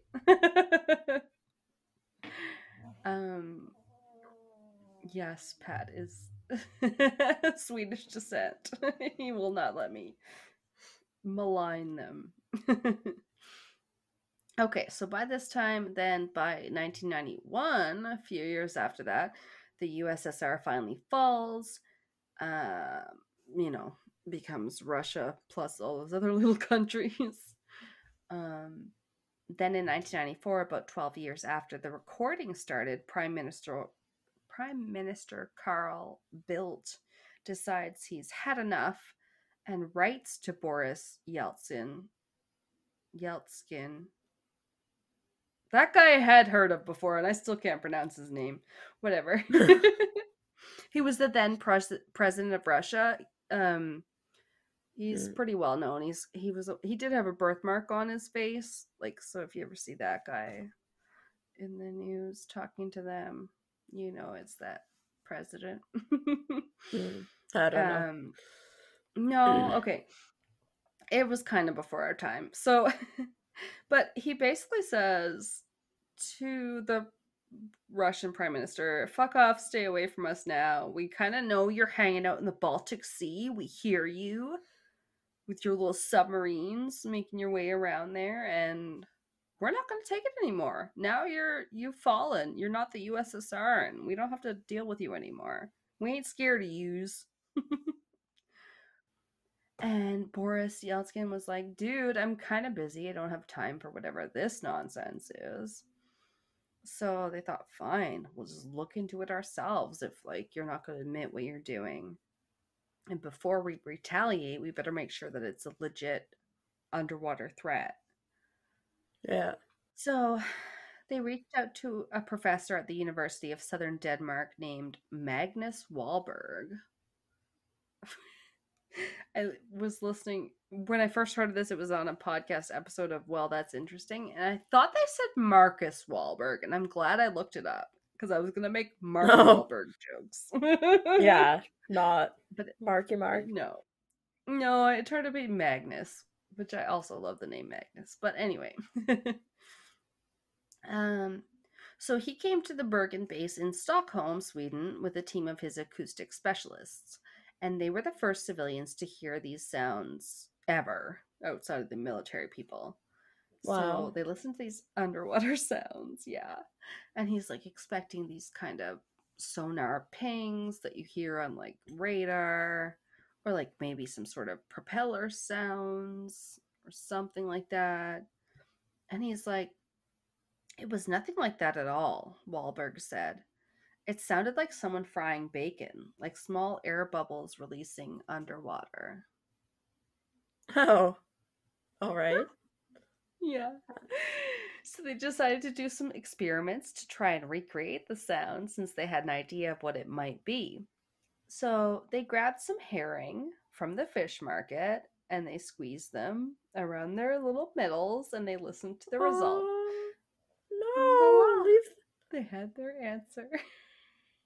fish farts. Yes! I'm so glad you got it so quickly. The farting fish. Not a whale, but a fish. But wait, it'll make sense. Quote, it It turns sounds out like herring have a swim bladder. I'm so sorry, what? I was gonna say, why did they say it sounded like bacon frying? I don't want to picture that. Yeah, I don't know. It must be like a kind of a popping sound or something. There. Herring have a swim bladder, and the swim bladder is connected to the anal duct of the fish, Wahlberg said. It's a very unique connection only found in herring.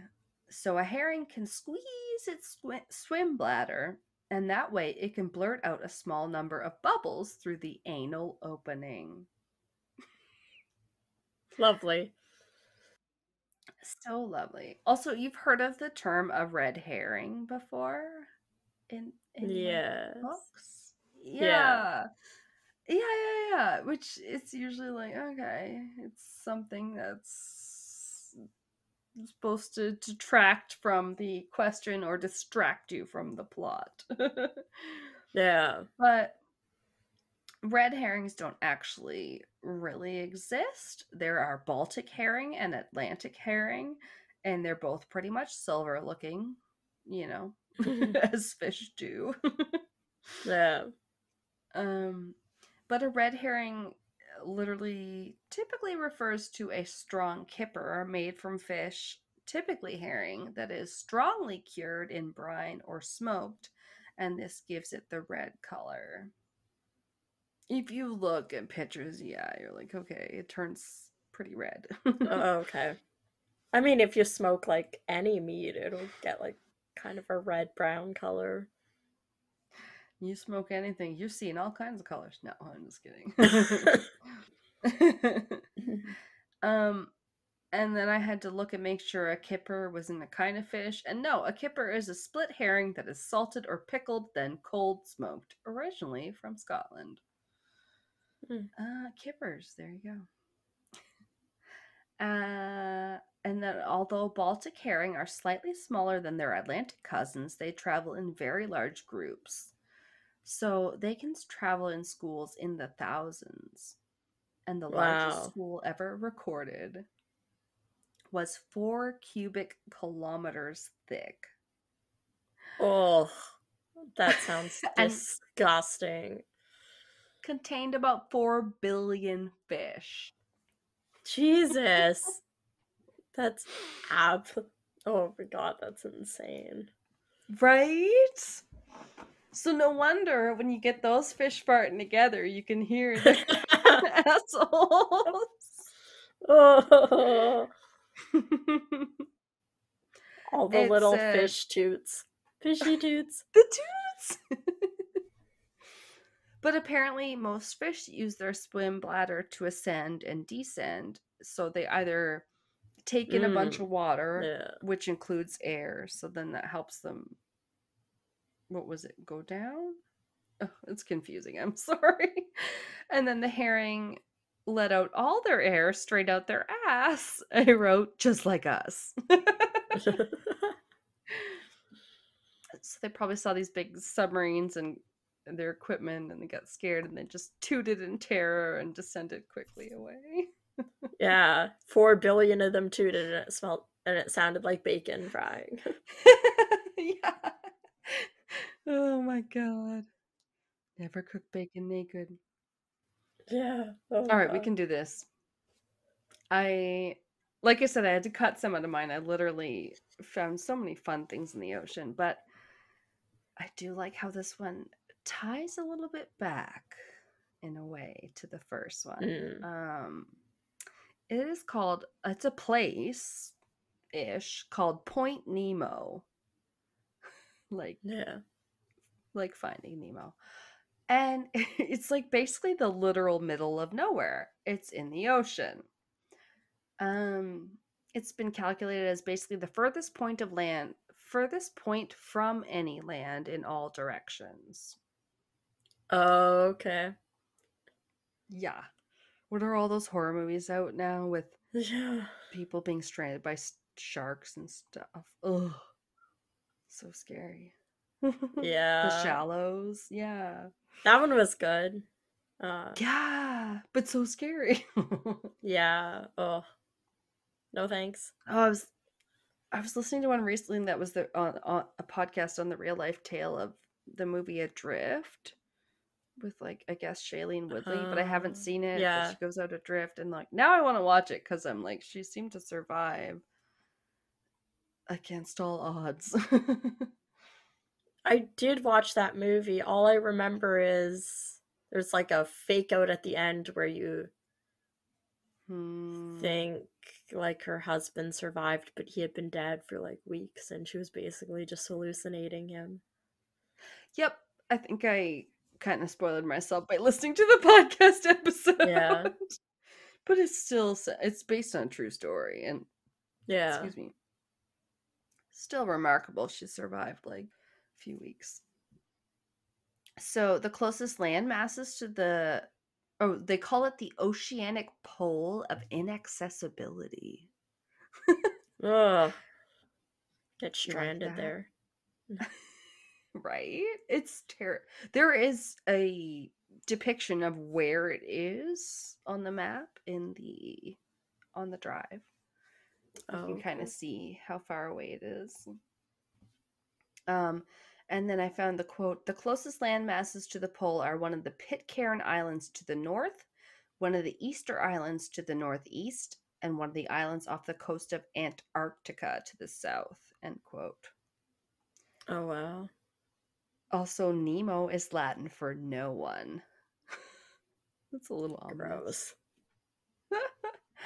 And they said, indeed, it's possible that no one has ever been there in a ship, anything, just to pass through, because it's literally not on any route to anything. Wow. And nothing can live there because of the extreme currents that don't really allow for any life to latch on, also. Okay. Yeah. And then I learned that writer H.P. Lovecraft came up with his own sea monster that you may have heard of in his 1926 story, The Call of Cthulhu. Sounds familiar. I feel like, yeah, it's kind of made its way into popular stuff.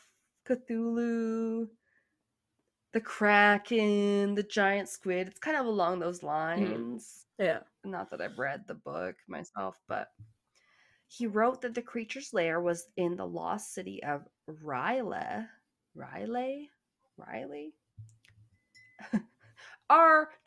R-Y-L-E-H. I don't know. In the South Pacific Ocean. Lovecraft gave Riley the coordinates Oh, and then I tried to write down coordinates, which was really hard on a computer, actually, because then you had to try and make that little symbol. Oh, I just copy and paste that shit. I don't have time for it. Damn it! Why didn't I do that? Because now I have written down the coordinates 47, 126, which is obviously not right. I had like 47 blah blah south, 126 blah blah north, I think, when I started this. Oh, yeah. But the point is that they were astonishingly close to Point Nemo's coordinates. So, where Lovecraft had his creature come from the deep Yeah. happened to be very close to this just middle of nowhere point that, but nobody, like the guy that calculated it was basically the middle of nowhere and the furthest out from any land, didn't do that until decades after Yeah.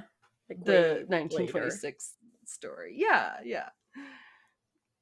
So, to end that one out, it's actually now known as the spaceship graveyard because that's where they drop all the space crap that gets burned up upon re-entry to the Well, world. that's lovely. Fuck. They're like, fuck the ocean. Right? Well, there's no people here, so at least that's what they do with all the ones that don't have people in them. So they're going to burn up. So they're like, at least just aim for this point in the ocean where you're probably not going to bother anybody. And that's where they drop it. Except the Kraken. Just like, fuck. Exactly. He's pissed. he's had too many things fall on his head. Jesus. Literally, since 1971, more than 263 pieces have landed in the ocean there, including the Russian Mir space station and NASA's first space station, Skylab. And just to circle back, this one article said it's actually not that far from where they recorded the bloop noise being originated from. Which It's a I Kraken. was like, I just ended up decide, okay, well, Point Nemo's cool. Oh, I got some other cool things. And then like writing the rest of the notes on that, and then it like came back to the bloop, and I was like, what? Yeah, So that's the cool. best when everything like is separate, but then it all ties together in the end. Tied together. It circled back. It was amazing. Yeah. Now, you might be wondering, because that's the end of my actual notes, but why there's random pictures of the blobfish and other disgusting sea creatures. Yeah, I do not like goblin sharks. I have seen pictures. No. This kind of tied into the article that I read, said they were, let me see, where's the actual article name if I have it here. Oh, they might not have had it in the link. It was like 7 creatures that look like they're out of an H.P. Lovecraft story. And I was like, perfect. We keep coming back to Lovecraft. But Yeah. it was the blobfish who just like looks like jello once you take him out of the deep sea because his body's not built for the air and he just goes blah. It's just creepy because it looks like a weirdly almost human-like creaturey, like frowny face, weird nose, then the eyes with almost like eye sockety kind of like bald, scully head, but then it's just a blob. Yeah. He just looks And like a melting guy with a bulbous weighs nose. like 7 billion pounds, and then like it's the smushiest big face. frowny face on him. Yeah. Yeah, he's fucking weird. That totally describes it. I do enjoy the picture of the statue that I think somebody like photoshopped so it looks like it's holding the blobfish up. I do enjoy that picture. It's like a Greek statue with his arm held out, and there's just like this floppy blobfish placed in it. That's pretty great.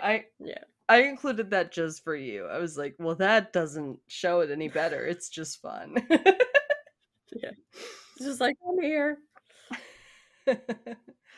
And the rest of those were something called the deep sea hatchet fish, Oh. which was Oh. okay. Yeah, yeah. The fang tooth fish. We've probably all seen versions of this. It's got the big old teeth. Yeah. They're big old fucking mouths that are half the size of their body. Don't love Sea those ones. cucumbers. No, no. Sea cucumbers were on the list where I was like, okay, but those are kind of adorable in a way. But I get it. It's They like don't really have a body shape. they look like a caterpillar, but they're like spiky. Porcupine caterpillar. Those are the ones that weirded me out. When I saw some pictures where they were like spiky, I was like, okay, these ones I don't really know. Like, cause Hmm. haven't you ever been to like one of those like touch tanks where you can feel some of them in starfish and stuff like that? Cause I haven't. Yeah. They feel weird. I like refuse to I've touch never seen them. anything. I don't like the I think I like what? The only thing I've never been creeped out by like touching that came from the water was like a dolphin. Like everything else, Oh, like I couldn't touch. Like when we had I those can little see blue that. lobsters, they were like, "Oh yeah, you can like Really? hold them and stuff like that." And every time I went to hold them, I just like got the heebie-jeebies. Like I couldn't do it. And it was basically just a shrimp. Like Yeah. Although some blue lobsters can be big. I have a picture of Rain standing next to mm, one behind at a museum in like New yeah. Brunswick or whatever. And she's like 4 and the lobster is like taller than her. Oh wow. Yeah. But I know what you mean. They're fucking weird looking. They're sea insects. And then yeah, the last ones on that list were the goblin sharks and the flaming tongue snails, which actually were kind of cute. They were like the spotted looking snails. I thought those Yeah. ones were kind of cute. I don't Oh, know that they I and sea like those cucumbers. ones. I've Yeah, seen those I don't in some know. aquariums maybe before. I don't think they necessarily belonged in the same list, but it felt good to round it out with some weird sea creatures that actually existed. Yeah. I think Yeah. the flaming tongue snails are pretty cute. Yeah. I'll get you one for your birthday. I'll get And then they're you like a a million blobby. bucks. I'll get you a Oh, blobfish. blob. uh, I have been meaning to fill up my fish tank again. no, you know what I'll get you? Those fucking What? what are they? Those ones that are like they're so cute. They got like arms and Ah. they're like pink and blue and they have like the dragon like thing around their neck. And they always look like they're Oh, that smiling. sounds. They're so Oh yeah, cute. that sounds familiar. Like a bunch of I can't fins, remember what cute they're called. fins. I don't know. I'm looking up cute weird fish. Oh, it came up. Perfect. Cute weird fish. Weirdfish.com. Tell me the name. Stop giving me lists. What is it called? Oh my god. Clown? The No, not Oh, the clownfish. oxalotl or the Mexican salamander. I think I looked up how you care for them and they're not too hard. You can Or the Mexican salamander. yeah, they're so cute. Well, Oh some of god, them are okay, you'll have cute. to send it to me. I can't spell it. Anyway, well, and It's AXOLOTL. Oxalotl. oh, okay. They're cute. Oh yeah, they look like a cartoon. They kind of have the Yeah. smiley little face and then all white. Okay, I There's do like pink recognize these ones guys. and white ones, and then well, this came up with like a brown one that looks like a mushroom. He is not cute, Oh, but yeah, these ones have these like red little flowery ears. yeah, they're so weird looking, but they're so cool. I I like looked that. up how to like care for them at one point, and I think you had to like monitor the temperature of the tank or something too much. Yeah, there's like some specific stuff, but they aren't like crazy bad, but there's some specific stuff you have to do for them, but they're Oh, cute. yeah, probably like saltwater fish or somewhere. It's just a little bit more work. Yeah. Ugh. Well, I'm thirsty now. I'm gonna go grab a refill, but that was amazing. You did an awesome job, and we made it to the end. Yes. Another episode. Probably a 2.5 hour one by the looks of it, but that's okay. Y'all missed us. Yeah. I heard that from my brother. He said the fans missed us. Oh, yeah. We missed the fans. I know. I said we were gone a week and we fucking missed you. It felt weird Nice. to be off the mic. Sat there binge watching everything on Netflix and Amazon Prime. And then saying, "What am I doing with my life?" No. No, and then going, "Oh my god, I wish I had like 2 more weeks where I didn't have to go back to work, and then I'd finish my whole list, and then I could like move on to stuff I have downloaded on like hard drives that's like not in threat of being removed off like Amazon or Netflix." Yeah. That's true. I would actually feel such a feeling of accomplishment after watching all those things. Yeah. Like, You're just like, yeah, it is. It's like exactly like crossing stuff off a list. You're just like, not like it's a chore, but like sometimes when there's like so many of them on the list and you just like, I'll sometimes like shut down and just be like, I'm gonna browse Facebook for 4 hours. Like, 'cause it's just like, oh, yeah. too much. Brain can't handle. Yeah. No, that's when I like put on a movie where I just want to say I'll have watched it and I don't really care, or I know it's not very good. I'll just be like, yeah, put it on split screen. I'm gonna browse Instagram. Yeah, I'm like that. It'll be on the TV, and then I'm kind of on my phone, and or I'm like reading a book. I'm like half paying attention. Same, Yeah. same. And you're just like, well, that was a movie. I knew it wasn't great, and I watched it. Bye. But we're so fucking riveting that there's no reason why anyone has to do that with us. They are listening with both ears. And staring at a wall, not doing anything else. Don't you dare do the dishes or laundry when you listen. No. No, I cannot listen to a podcast like that. Right? Oh, it's like editing ours. That's hard enough when you've already heard it once. You're like, I hope this is interesting for someone else. When I'm editing our episode, that's almost always when I'm typing up my notes for like our next episode, and I'm only listening for like a sniff, a cough, like awkward pause, like something. Yes. I'm like, if I'm typing and it catches my attention, it definitely needs to get edited. Otherwise, it's probably getting left in. Like, that's true. Yeah, you're right. I can kind of do it with half an ear too. Like I do with everything.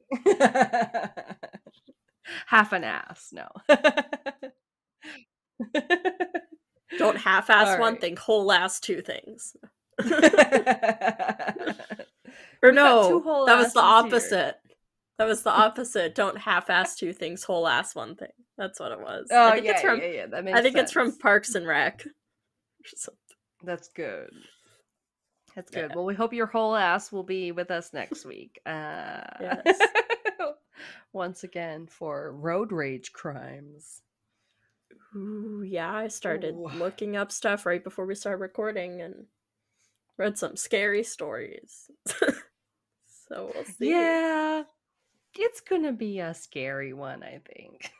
Yeah, every woman's worst nightmare. Right? Like, ugh. Yeah. Careful who you let finger you on the highway. No comment. All right. All right, catch next week. Thanks for listening. Bye.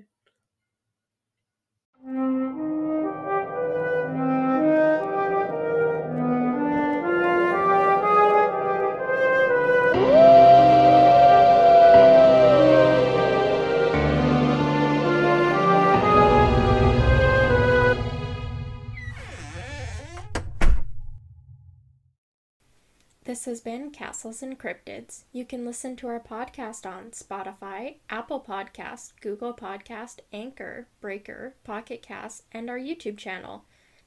Please rate, review, and subscribe wherever you listen. Follow us on Instagram, Facebook, and Reddit. On our website, you can listen to all of our episodes as well as view pictures for each of our segments. Check out our Patreon page to view all of our tiers and become a Patreon supporter today to unlock monthly bonus episodes and behind-the-scenes content. We are working on an Ask Us Anything. You can submit questions by social media or by email at castlesandcryptids@gmail.com. Do you have a spooky ghost story, a creepy cryptid sighting, or a thrilling true crime tale you would like to share and have us include in a future episode? Send us your listener story by social media or by email. Please include the name that you would like mentioned. Our music is by Kobe Fair. Our logo and artwork is by Antonio Garcia. Thanks for listening.